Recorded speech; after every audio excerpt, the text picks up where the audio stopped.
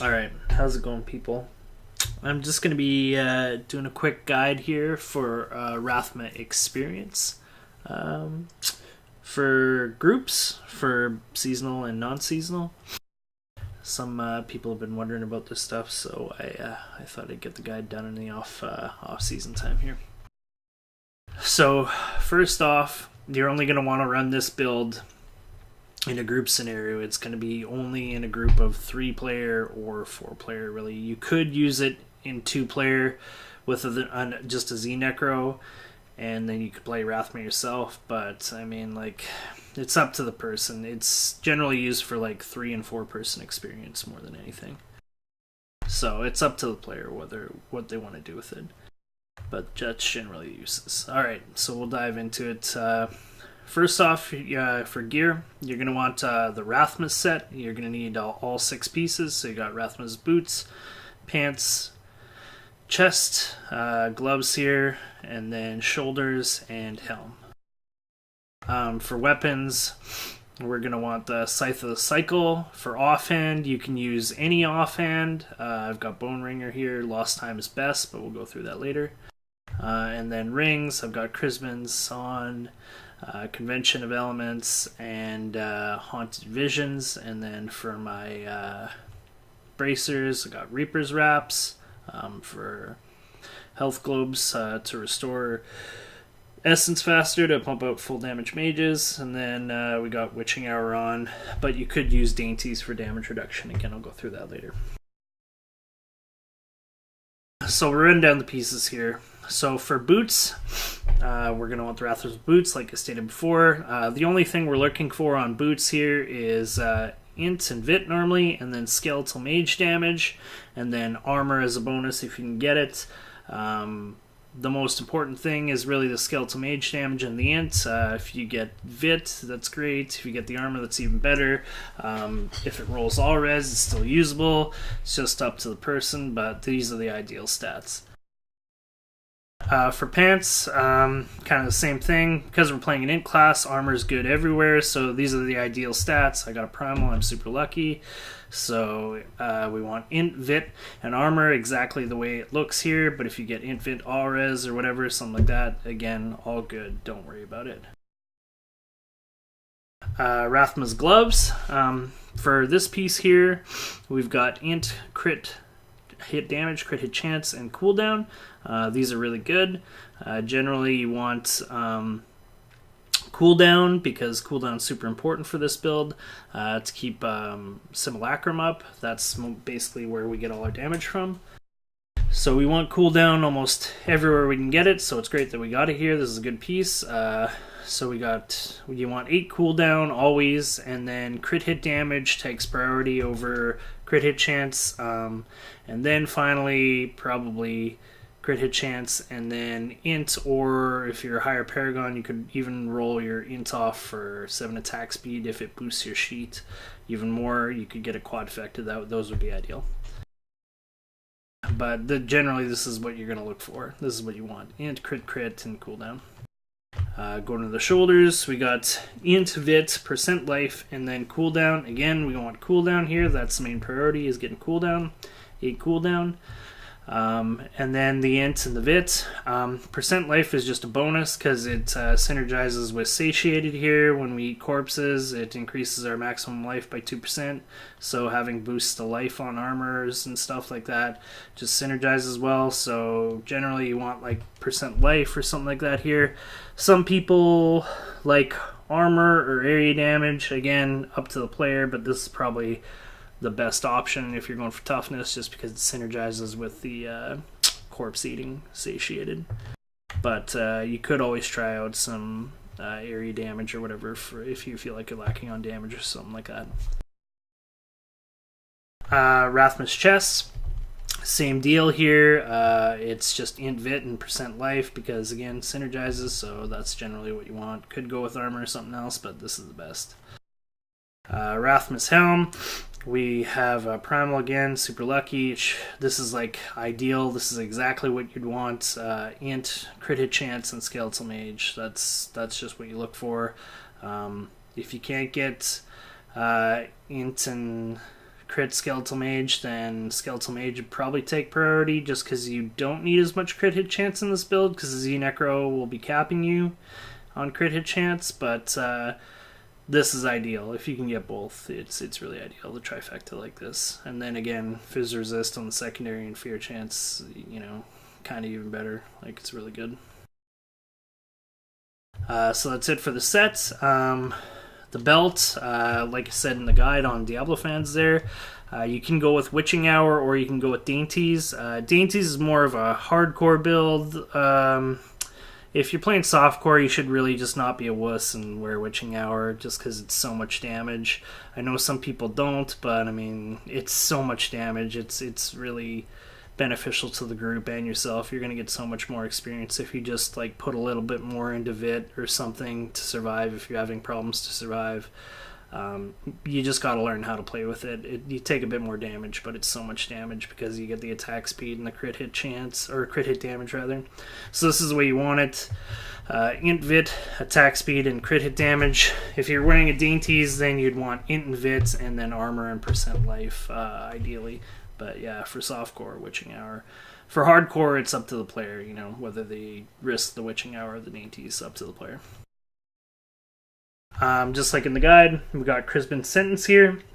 I'm wearing it because it's primal, but you could wear the Circle of Nelujival or whatever, Julian's Love, the Mage Ring, but the most important thing here is secondaries. So you want your Crispin to be as close to 100 as possible, and you want your Mage Ring to be as close to 4 as possible. So because I got a primal Crispins, that's why I'm wearing this. The secondaries are extremely important because for every 1% on your Crispins, it's really like 3% damage because it's 3 different affixes, because it says increase damage against slowed enemies or triple this bonus against enemies afflicted by any other type of controlling impaired.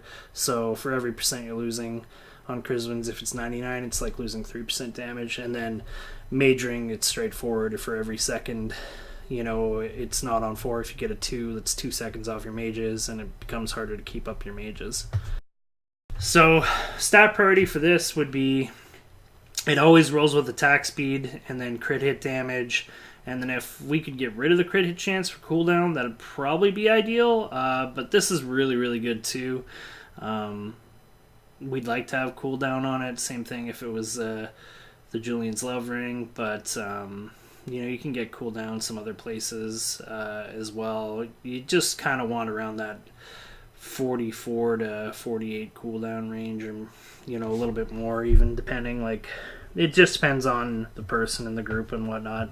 But this is good. Convention, same thing. I just put this on for a reference point, but you want crit hit damage, crit hit chance, and then again cooldown, or attack speed or average damage, whatever, depending on your cooldown. This one is rollable. It is what it is, and as close to 100 as possible. Same thing, like, you could cube any of the rings. You could cube the Convention, you could cube the Julian's Love, you could cube the Crispins. Just use whatever you get that's the best, and then wear those. Reaper's Wraps or Bracers. Pretty straightforward. We want int Vit, physical damage, and then crit hit chance. Really try and get it this way. If you're going to sacrifice something, you could sacrifice probably Vit early on, just because the crit hit chance does affect our sheet.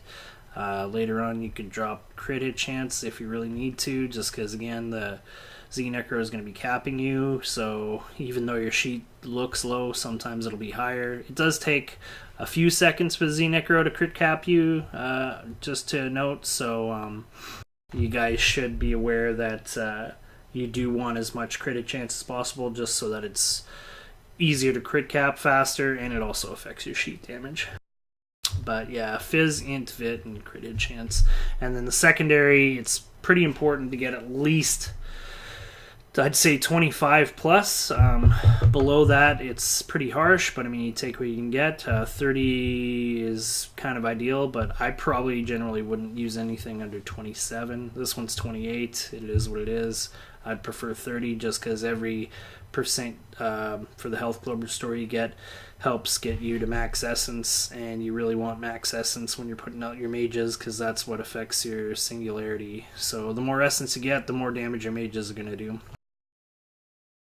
That brings us to the amulet, Haunted Visions. This is a hard one to get. You always want a socket in your rings and your amulet, obviously, so you can wear your gems. This one is kind of tricky to get. The stat priorities are probably crit hit damage, and then physical damage, and then crit hit chance. So you go for your crit hit damage, and then the physical damage, and then if you can get crit hit chance, it's a bonus. Just again, for the same reason, because the necro can crit cap you. So this one's really good. This is the way you want it to look. Same reasons as before, that's the reasons why you want these rolls. Then Scythe of the Cycle, we have to wear a Scythe of the Cycle, so this is perfect. This is ideally what you want. Look at the secondary. You want as close to 400 as possible. You want max essence on it, so it's 20 because it's primal. And then you want cooldown and percent damage for sure. And then this is just a bonus, and because I'm higher Paragon, as you can see right now, I have int rolled off for attack speed just to affect my sheet. So this is like the ideal rolls, but usually you'll have percent damage and int and cooldown being whatever it is, and then as close to 400 as possible, and hopefully max essence. And then for the offhand, we can use absolutely anything. The lost time is the best offhand, just because when you use your bone armor, if you use the cold bone armor, it speeds you up. It gives you move speed, and then the lost time gives you move speed as well. So it helps you keep up in the rift or whatever. It makes you move faster. But you can use anything. So I got a good bone ringer. That's why I'm using the bone ringer. Stat priority is good average damage, cooldown, and then skeletal mage, and then crit hit chance. And we obviously need max essence on it, or as close to it as we can get, because it directly affects the mage damage. So this one's pretty good, but just keep an eye out. You can look for anything, but ideally, obviously, you'd like a lost time. So that's pretty much the gear for it. I'll run down the build now for you. We'll go with passives first. We got Blood is Power. Blood is Power after you take damage. After cumulatively losing 100% of your maximum life, all ability and cooldowns are reduced by 20%. So basically, if you're taking a bunch of damage, as you do in these Rathmas, it helps cool down all your skills. So you can cast Simulacrum basically faster. So that's why we use Blood is Power. Life from Death, consuming a corpse has a chance to spawn a health globe because we're mashing Satiated or numlocking it like the Devour here. We use Life from Death because we want to create more orbs. So when we're killing things, it's creating corpses, and then when we eat them, it puts a health globe out so that the Z-Barb or Z-Necro can pick it up, and then that directly correlates with our Reaper's Wraps, and then we eat it, like they pick it up, and it directly gives us essence to help get us back to full essence to cast more mages and full power mages. So this passive is really, really good. Some people don't use it. That's a mistake. This is a really powerful passive. Overwhelming Essence should be pretty straightforward if you understand the build by now. Increases your maximum essence by 40. So by giving us more essence, we're directly affecting our mages, because the more essence we have, the higher the pool is, the more damage our mages are going to do. And then lastly, we use Final Service. It's just the cheat death every 60 seconds. So we want that for keeping experience pools, and also obviously for hardcore so that we don't die. The build, as the build guide says, we're going to be using Frailty. For this one, I got Scent of Blood on the Rathma Necro. There's a bunch of variations. Sometimes the Z-Necro uses Frailty. Sometimes they like changing the Frailty to, I don't know, Early Grave for the 3% extra, like it kills it quicker. There's a lot of different preferences. I think Scent of Blood's the best. A lot of people do, so that's why I've got it here. Depending on the Rathma Necro, sometimes they even run double Land of the Dead. So you usually have one run. The standard is usually Frailty Sent to Blood on one Rathma necro, and then either Land of the Dead for more corpses, more globes on the other one, and more control. Or they could also use Decrepify, Borrowed Time to get more uptime on your Simulacrum, basically. But I mean, that's up to the group. So those are the options. I wrote it there in the guide under the comments, so you should be able to figure it out, hopefully. Blood or bone armor. Sorry, we're going to use the cold one, Harvesting Anguish. You got to make sure. I've seen a lot of people make the mistake of using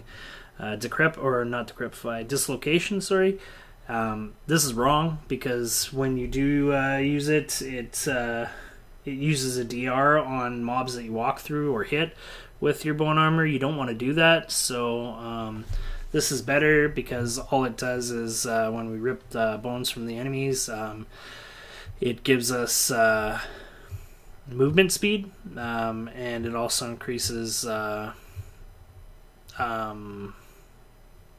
damage reduction or whatever.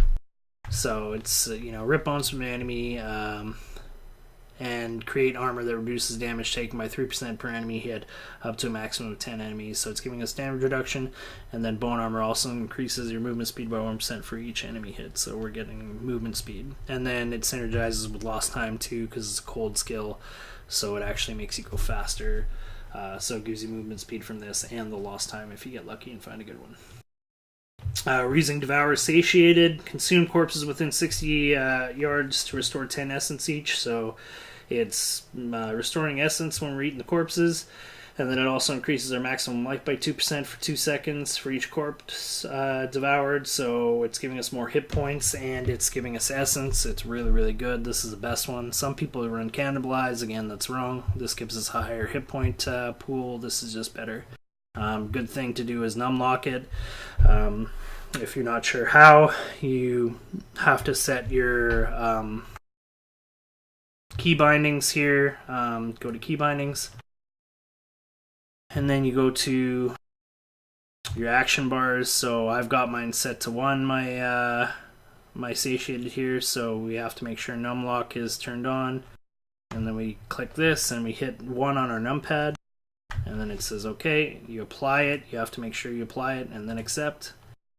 And then with numlock turned on, we're going to hold down the 1 on our numpad, and then we're going to push numlock at the same time while still holding down 1, and then we're going to release both, and you'll see what happens.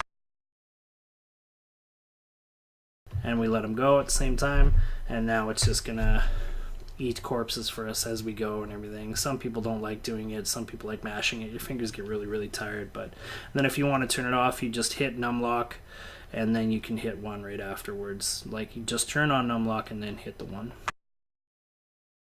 And then you see it turns it off like that. So just a little tip to help you out if you need. Blood Rush, we've got Potency. This one gives us armor whenever we Blood Rush.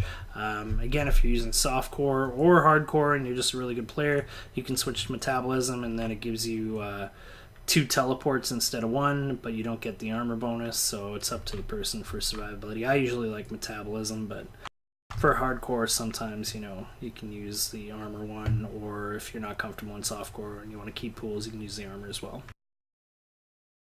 This is the most important skill. This is the only rune you can use, Simulacrum Reservoir. Your maximum essence is increased by 100% while Simulacrum is active. So we've got a essence pool of 330. When we hit it, boom, it goes to 660 for a certain amount of time. It also damages us, so it's affecting like our blood is power or whatever. When we lose all our life, it'll cool down our cooldowns. So we'll go here, heal here, and then you'll see our Simulacrum just cooled down a little bit. So like, it's taking damage, but you're constantly getting healed while it's active too by the globes from the Zenecro and the Barb. So you don't need to worry about that. And then we get more time off the Simulacrum because Simulacrum drains 5% of your life every second, but it lasts twice as long. So because it's increasing our essence pool, when we're casting our mages like that, they're becoming more powerful. So it says 330 right now, but when Simulacrum's active, it's 660, so that's when we're pumping mages as hard as we can and everything. And that's why we have so much cooldown, because it's 120 second cooldown, so we want to cool it down as much as we can. That's why we stack cooldown, and that's also why we run that Blood is Power passive. And then lastly, Skeletal Mage, Singularity. Raise a skeleton from the ground to attack your foes, dealing 400% weapon damage as physical over 2 attacks, lasts 6 seconds, and then with Julian's Love Ring, it adds another 2 to 4 seconds, so they generally should last 10 seconds, which is good. And then Singularity, consume all essence, so that takes all our essence. To summon a powerful minion, the minion's damage is increased by 3% for every point of essence consumed. So when it's 330, it's 330 times 3%. And then when it's 660, when Simulacrum's up, it's 660 times 3%. So you can see why we want so much cooldown in Simulacrum. So that's basically the guide, guys. You're going to follow him around. The Z-Barb's going to pick up globes for you. The Z-Necro is going to make the globes. Hopefully stuff will be frozen. And you'll just pick good spots and get into Oculus rings and cast your mages and Simulacrum. And then you're going to rip bone armor from stuff. And then that's going to make you go faster. And hopefully you'll either be mashing or numblocking Devour. But you're basically just teleporting around, making mages, ripping bone armor, and then casting frailty on stuff so they take more damage and die at 15% health. Or if you're the other necro, using Land of the Dead for freezing stuff for the other guys, or using Borrowed Time to make stuff deal less damage to everyone and also increase your cooldown. And then it'll, if you're using Decrep, I'll show you here. Let's see. Borrowed Time. Gain 1% cooldown reduction for every enemy cursed up to a maximum of 20%. So when you curse something, it gives you 1% cooldown, and then you curse another thing, it gives you 2, and then it'll show you these stacks here. It'll say 2, 3, 4 with the Decrepify thing. Once you get up to 20, that's when you generally want to cast Simulacrum, because you'll be at your most cooldown. If it only says 3 or 4, that's how much cooldown you're getting. So you generally want to curse stuff before and then be doing your damage and using your skills and everything. Same goes for the frailty, but the frailty can be cast whenever. Generally at the beginning you want to curse stuff up though. Anyways, that's the guide, people. Hope it's pretty straightforward. I'm going to put it in my link in Diablo fans there, so hopefully you like and subscribe to the YouTube channel, and hopefully the video is helpful. If you have any questions or whatever, you can always just leave them in the comments below, or possibly even message me in-game off the leaderboards or something. But thanks for your time, thanks for watching, and we'll see you in the season, peeps.